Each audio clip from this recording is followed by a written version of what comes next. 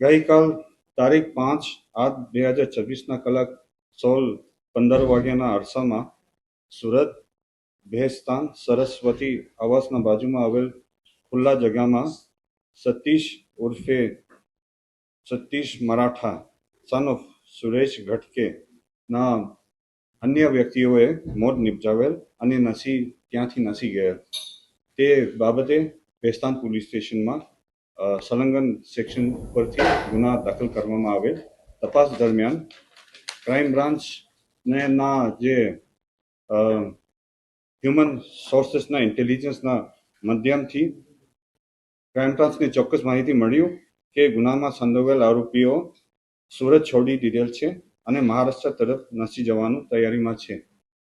જેથી સુરત ક્રાઇમ બ્રાન્ચની અલગ અલગ ટીમ તથા ભેસ્તાન પોલીસ સ્ટેશનના અલગ અલગ ટીમ તાત્કાલિક વાપી, વલસાડ તથા વ્યારા, સોનગઢ તરફ રવાના કરી સ્થાનિક પોલીસ સાથે મહારાષ્ટ્ર જતી હાઈવે ઉપર આવતા જતા તમામ વાહનો તથા વ્યક્તિઓ સઘન તપાસ હાથ ધરવામાં આવેલ.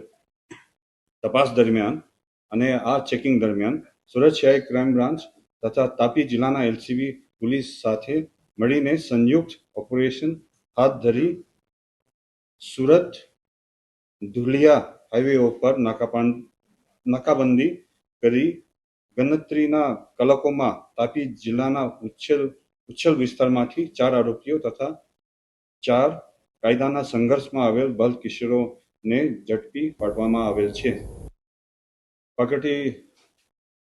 પકડવામાં આવેલ આરોપીઓના નામ આ રીતેનું છે. નંબર 1 કેતન ઉર્ફે Sunny son of Sudagar Suresh Sirsad. Number 2 Rahul ઉર્ફે Bhatko son of Jagdevbhai Munaram Dubey. Number 3 Karan ઉર્ફે Udul son of Hiramani Rajendra Dubey. Number 4 Ajit ઉર્ફે Justin son of Bholabhai Rameshwar Goswami. Number 5 to number 8 આ જે કાયદોના સંઘર્ષમાં આવેલ બાલકિશોર છે. આ ગુનામાં 3 વોન્ટેડ આરોપીઓ છે. નંબર 1 રાહુલ મંડલ અત્યારે લાજપુર જેલમાં છે. રાહુલ બબન કપૂરે સુડા આવાસમાં પાંડેસરામાં રહે છે અને અત્યારે ફરાર છે. રિંકુ રામની એક માણસો જેના તપાસમાં અત્યારે ચાલુ છે.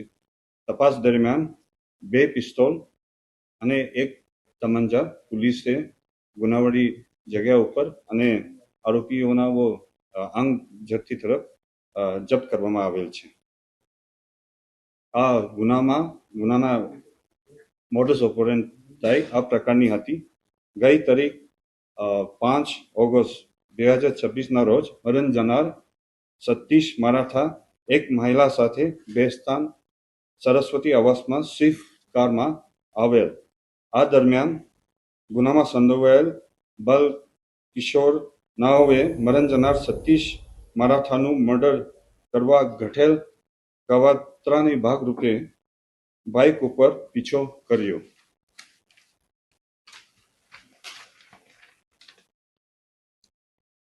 સંડોવાયેલ આરોપીઓ તથા બાલ કિશોરો નાઓએ સતીશ મરાઠાને ચારેય તરફથી ઘેરી લઈ તેને ઉપર તલવાર, કોયટા અને કુહાડીથી જીવલેણ હુમલા કરતા સતીશ મરાઠે ભાગવા જતા તેના ઉપર ફાયરિંગ કરી અત્યંત ક્રૂરતાથી મર્ડર કરવામાં આવેલ છે. આ કામના મરણ જનાર સતીશ મરાઠા એક ખૂબ જ સક્રિય ગુનેગાર હતા અને વર્ષ 2020માં થયેલા સૂર્યા મરાઠા મર્ડર કેસમાં તે જેલમાં હતા અને જુલાઈ 2024માં છૂટ્યો હતા.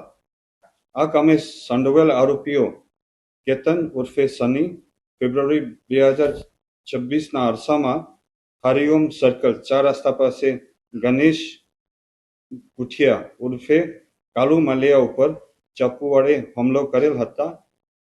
આ બનાવના અનુસંધાને આ કેતન ઉર્ફે સની લાજપોર જેલમાં ગયેલ. તે વખતે લાજપોર જેલમાં કુત્સી ટોપના ગુનામાં કેદ રાહુલ મંડલ સાથે પરિચય થતા તેને બંનેનો દુશ્મન સતીશ ઉર્ફે સતીશ મરાઠાને મારી નાખવાનું તમામ પ્રકારની મદદ કરવાનું જણાવેલ હતું.